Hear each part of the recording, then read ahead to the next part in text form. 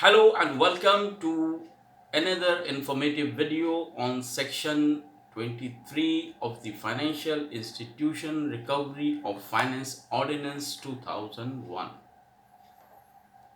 So, first of all, I like to thank all my subscribers. Today, when I'm making this video, I've got 300 plus subscribers on my channel. So if you haven't subscribed my channel, please do subscribe my channel and hit the bell icon also, so you will get more informative videos uh, in the next future.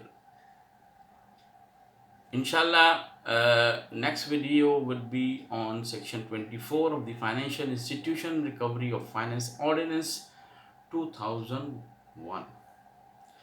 So, section 23 pertains to restriction on transfer of assets and properties. When a suit has been filed in the banking court, there has been a restriction imposed on the mortgage property not to sell or create any third party interest or mortgage that property without permission of the court. So let's read out section 23. What does it says?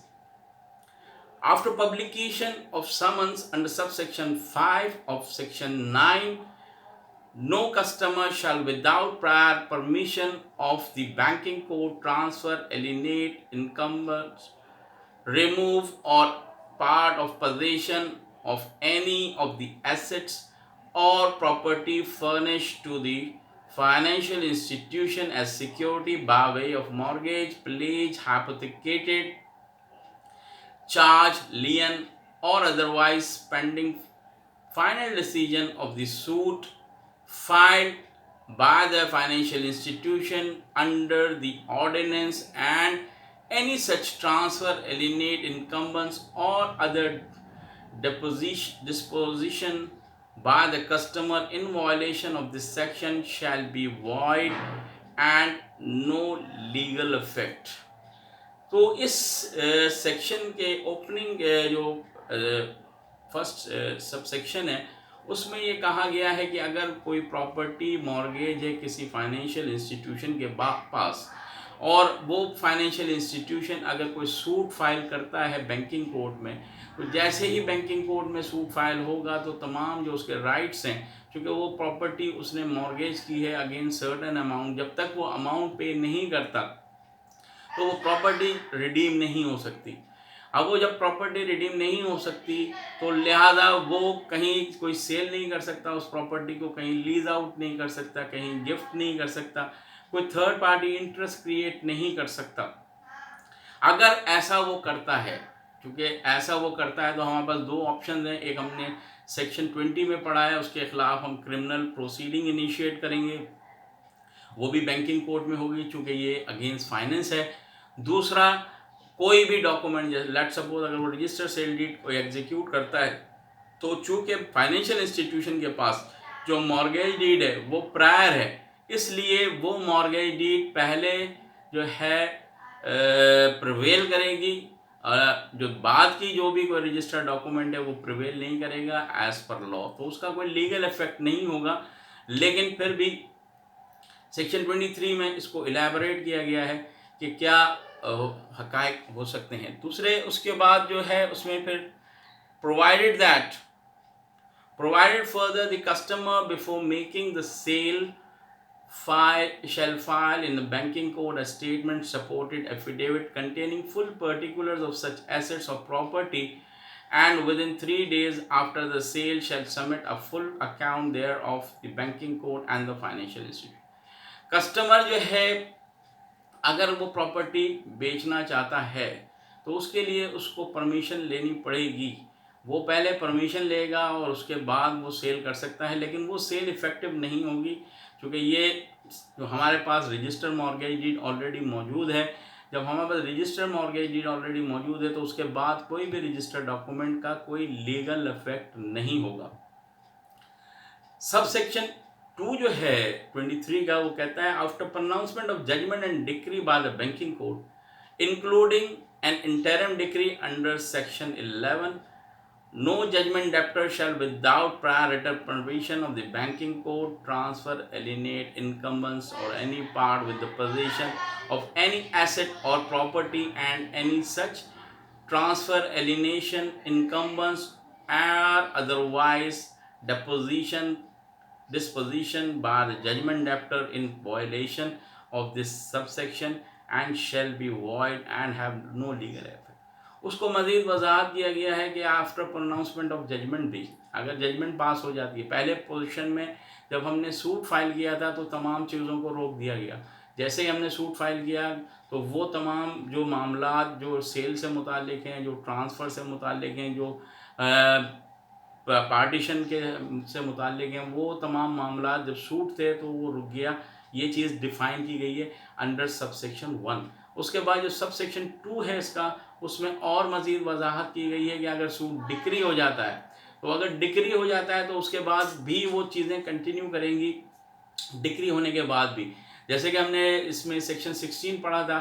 Section 16 की application अगर आप दे देते हैं suit के साथ ही, जिस वक्त आपने प्लेन फाइल की है, तो ऑटोमेटिकली जो आपकी प्रॉपर्टी मॉर्गेज है उस पर अटैचमेंट जारी हो जाती है। लेकिन अगर आप नहीं दे पाए हैं तो सूट जब आपका डिक्री हो जाएगा, सूट डिक्री होने के बाद suit will be converted into execution application after 1 month. तो चूँकि 1 महीने के बाद सूट आपका कन्वर्ट हो जाएगा इनटू एग्जीक्यूशन एप्लीकेशन, तो वहाँ भी आप अटैचमेंट की दरख्वास्त देकर उसको प्रॉपर्टी अटैच कराएंगे before the concern government office, जो टीएमओ ऑफिस भी हो सकता है, मुख्तियारकार ऑफिस भी हो सकता है। कोई अगर कैंटोनमेंट बोर्ड की कोई प्रॉपर्टी है तो उस कैंटोनमेंट बोर्ड के इदारे में भी हम ये दरख्वास्त दे सकते हैं। सिटी सर्वे की कोई प्रॉपर्टी है तो हम सिटी सर्वे में भी ये दरख्वास्त दे सकते हैं। और ये तमाम नोटिस जो दे गए वो बैंकिंग कोर्ट अटैचमेंट का जो नोटिस निकालेंगी, वो अटैचमेंट का नोटिस इन तमाम जो मुताल्लिका जो मैंने अभी कहे हैं ऑफिसेस, उनको रिस्ट्रिक्ट किया जाएगा कि इस प्रॉपर्टी का जो है वो चूँकि ये प्रॉपर्टी अब कोर्ट के ऑर्डर से अटैच हो गई है, लिहाजा कोर्ट के ऑर्डर की डिटैचमेंट, ये इसको डिटैच कर दिया जाए, उसके बगैर आप इस प्रॉपर्टी के ऊपर कोई भी ट्रांजेक्शन नहीं करेंगे। उसके बाद सब सेक्शन 3 है इसका The provision of subsection 1 shall also apply to a person who has furnishes any surety on behalf of customer of the financial institution on the basis of which the finance was granted, provided such person is a defendant in the suit filed under section 9 और is added as defendant thereof। अगर कोई जिसने guarantee दी है, क्योंकि यहाँ हमारे पास दो ही सूरतें हैं कि या तो आप प्रॉपर्टी अपनी प्रॉपर्टी मॉर्गेज करते हैं या कोई गारंटर लेकर आते हैं।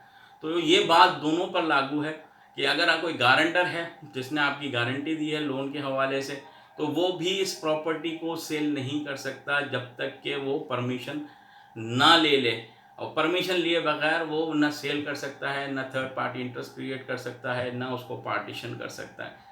तो लिहाजा सेक्शन 23 जो है वो रिस्ट्रिक्ट करता है कि जैसे ही आपने सूट फाइल किया है बैंकिंग कोर्ट में जैसे ही सूट आपका आएगा उसके बाद से तमाम चीज़ों का जो मामलात हैं, अमल दखल जो भी हैं, सेल के हवाले से, पार्टीशन के हवाले से, उसको मॉर्गेज करने के हवाले से, वो तमाम चीज़ें रुक जाएंगी जब तक कि आप परमिशन ना लें बैंकिंग कोर्ट से।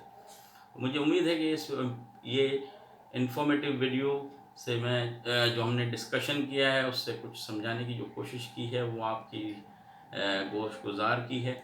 अगर मेरी वीडियो पसंद आई हो तो लाइक कीजिए, इसको सब्सक्राइब कीजिए, अपने दोस्तों के साथ इसको शेयर कीजिए, ख़ास तौर पे बेल आइकॉन ज़रूर प्रेस कीजिए ताकि जो आइंदा आने वाली वीडियोज़ हैं वो आप देख सकें, नोटिफिकेशन आपके पास आ सके। कोई भी सवाल हो इस हवाले से या सेक्शन 10 से लेकर और आज 23 तक हमने कंप्लीट किया है, इस हवाले से कोई भी सवाल हो आप कमेंट बॉक्स में भी कर सकते हैं।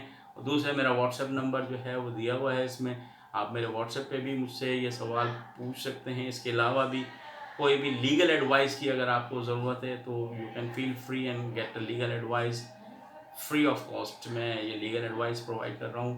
तो मुझे अपना और अपने बुज़ुर्गों का ख्याल रखिए। अल्लाह हाफ़िज़।